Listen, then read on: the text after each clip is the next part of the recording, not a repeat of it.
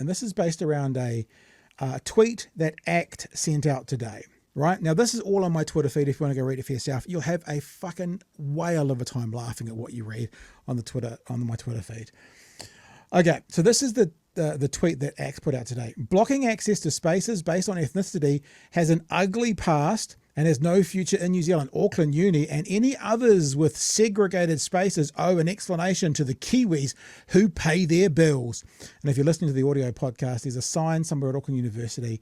Obviously, it's a temporary sign because it's just on a printed A4 piece of paper that says, "This is a designated area for Māori and Pacifica students. Thank you." Okay? Now, the first tweet that started the Twitter wars, this is what I say. This is what we've been saying for 2 years about ACT. ACT are not about everyone being treated fairly under the law. They're about slamming brown people and letting other protected classes, sex, religion, disability, etc., discriminate legally. This tweet is the perfect example of that. They are fine. In fact, they are overtly fight for the exclusion of males in female spaces. But when it comes to race, they want everyone to be the same and there be no legal discrimination than other protected classes enjoy. It's a racist sham and the dog whistle, you should see it for what it's worth. Now, I'm just going to explain that again, okay? Because there may be some people, because I told them on my Twitter feed, come along and listen to us tonight. You'll get the answers you're looking for. I want to explain it again, in case you've missed it. The question is, right, is it okay to legally discriminate based on protected classes? The law says it is, based on several areas. So I put this out here and it kind of blew up. And I want to show you a few things that happened from it. And then I want to give an answer, especially to the people who came on my Twitter feed today going, oh, so if it was like this is designated for white people, that would be okay with it. Well, I'll get to that at the end. Stay with me, baby birds. So someone called Shadow Broker, obviously an anonymous, no one knows who it is, comes out and goes, why does it not surprise you that you want to reduce society to racial apartheid? To which I responded, do you think there should be female-only spaces? That's the question. To which they responded, females are inherently different from males. They require a space based on bodily privacy in very limited scenarios. Now, I didn't mention bathrooms. You know, I'm just talking about women-only spaces, which there are plenty of. To which I asked, the aged are inherently different from children. Is it okay for these two groups to have their own spaces? So let's have a look at some more of these responses. What an utterly ridiculous statement. If the desperate spaces for females that you are referring to are bathrooms, they weren't, then absolutely they should have a separate area from males, but that is not comparable in the slightest to the below. People saying, come on, Pat, you don't mind a man walking in on your wife while she is on the loo. Get real. Looking forward to a reply, mate. I didn't mention bathrooms. Did I mention bathrooms, Chewy? I said women-only spaces. Someone said, congrats, the comparison is the thickest shit you've ever said so far, to which I said, I love Harder and said something to celebrate if it's my best ever. And this is where it goes to various ways. This is the conversation that it's led to. No surprises, Pat is upset about race baiting, but not the normalization of MAPS, minor attracted person syndrome or something. I'm not sure what that means. Something like that. Pedophiles. And there's the original comment with the response that I was reading to. And so the person eventually said, yes, of course it's okay to have their own spaces. So I said, following your logic, you're reducing society to gender apartheid. Now, when I said that, obviously they're all saying that I'm saying men should be in the bathrooms with women. That's what they're saying. So I said this, if some people require a space, whether it's gender, sex, disability, or any other of the protected classes, then that's okay for any one of them to have that space. I'm fine with women-only spaces. I'm also fine with a disability-only space, a religious-only space, and yes, a space for a race of people. This is what is called consistency. It is all or nothing. You either support all protected classes having a space they require. This is an important point. Even if you don't understand why they require it, or none should be able to have their own space. Then we also got a few threats coming in. Dude, you're going to regret this tweet from someone called Winnie on a Tinny. And then, of course, if the area was designated for Caucasian students, what would your reaction be? And my response to this person is, my first reaction would be why? Now, this is the point that I wanted to make to a bunch of those people. The reason protected classes can legally discriminate is they have a reason to do so. There is a reason to do so. There's a reason why those Māori and Pacifica students needed that space. I don't know what it is, but it's been designated that for a reason. Maybe it's a cultural thing they're doing. Maybe it's an iwi thing they're doing. Maybe it's a whānau. I don't know what the reason is, but there will be a reason temporarily that space was reserved. My question back to the plenty of people that came out and said, what about a white-only space, is why? What reason could you possibly have to have a white-only space? Now, if you just say, because I want to, that's not a reason to have it. And the other thing is, when you are the dominant group of people, whether that's you're at school and the dominant group of people is your age, or you're in a country and the dominant group of people are a particular race, it's very hard to find a reason why you need to legally discriminate, because you already have all the power. So to answer all of those people who may not be watching now is, what if it was a white-only space? My first response would be why, because why people are allowed to legally discriminate based on protected classes comes down to the reason.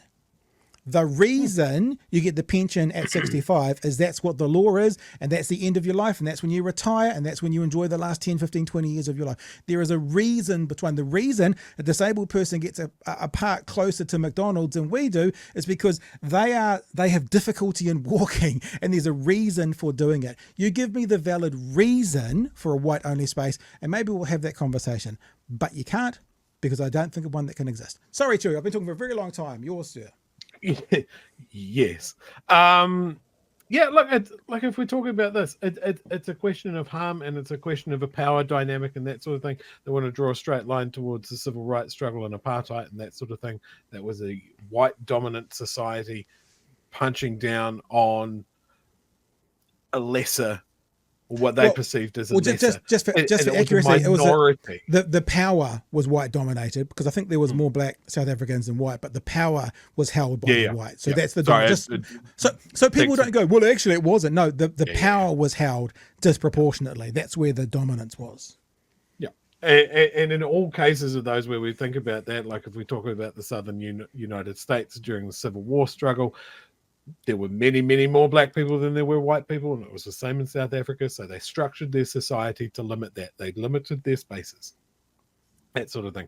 Maybe, just spitballing here, maybe that there was a small, what looks to be an alcove or one room out of an entire university complex was carved out specifically for Māori and Pacifica students, because the society that they exist in is a white dominant society. And maybe that's a small measure of redress that doesn't actually take 5/10 of fuck all. Like if I walk past that, I just wouldn't care, because I can go to any one of the other rooms that are available to me. And this is the thing, I don't get bent out of shape because there's as you said, a women's bathroom, a men's bathroom. Awesome. It could be a unisex bathroom. It doesn't care. Like people go off on these weird fucking tangents about, like, what if someone walked in on your wife on the loo? Well, I assume that there is a door on that toilet, for fuck's sake, you cretin. Like, what the hell? But also, the important part about that vibe, right, is I put up there the thing about how ACT will only look for that equalizing when it comes to race. We've been saying this for 2 years. And then someone said that I wanted to have apartheid, and then I challenged them on women-only spaces. That was the sum total of the conversation. And then this blinker comes out, these ideologues, this tribalness, and it went straight to, oh, so you want blokes in women's bathrooms. It's like, that was never mentioned. When I think about a women's space, I think about a place where women might get together and talk and chat and, talk about women things. I know that there's women-only book reading clubs and that kind of stuff. A woman's space. I mean, Refuge Centre, a woman's space. There it doesn't have to be toilets, but these people are so, it's probably a bit like Destiny Church being hyper-focused on the LGBT community. These people are so hyper-focused on that one thing. Women in sports and women's bathrooms, which is such a small percentage of a much broader conversation. They have any kind of challenge coming to their peanut-sized brains. They can't stop, think, and look about it any other way. They just go straight to women's bathrooms. I'm sure there's going to be some comments in there about women's sports. I'm sure there will be, even though that wasn't talked about either. Oh, there's some great comments that aren't making it through the filter at the moment about white people aren't allowed to be proud of their culture. What's white culture? Go on. Look, I want to bring up this comment because sometimes it's just a case of thinking just a little bit more. Ruru here puts public space isn't neutral.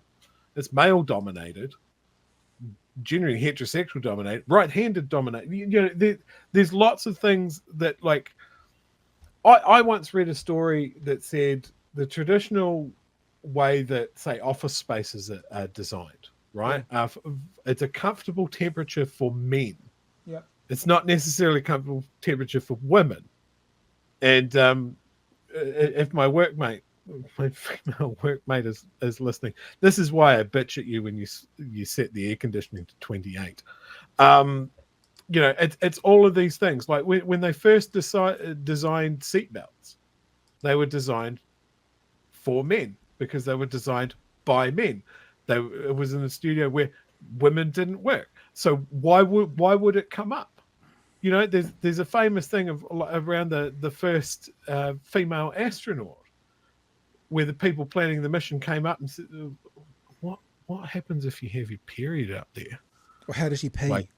Like we don't we're we haven't set up for the pee. you're gonna need feminine hygiene products. So would 148 tampons be enough? Like just those sort of things. Is like when you look at these spaces, who designed them? Who are they for? And you might be one of those groups. I certainly am for most of this. Is that there are things that, and it's not through any meanness or desire. I just don't think of it until someone comes along and goes, like, here's a room that you can't go into at the moment because you can walk into pretty much 99% of this campus or building or society and no one will ever question it, and it's your space because you're the dominant type. You know, where is the harm? And this is the question. Where is the harm that a minority has a space given to them? A small little carve out. Where is the harm? If they put up a room next to it that says, actually, this is just for European students, white students, you know, again, where is the harm? If it's the same space, I don't see the harm. If they walled off the cafeteria and said that this nice cafeteria is for whites only, and the Pacifica one is down in the old building that has a leaky roof, or you can drink out underneath this tap, then I would be concerned.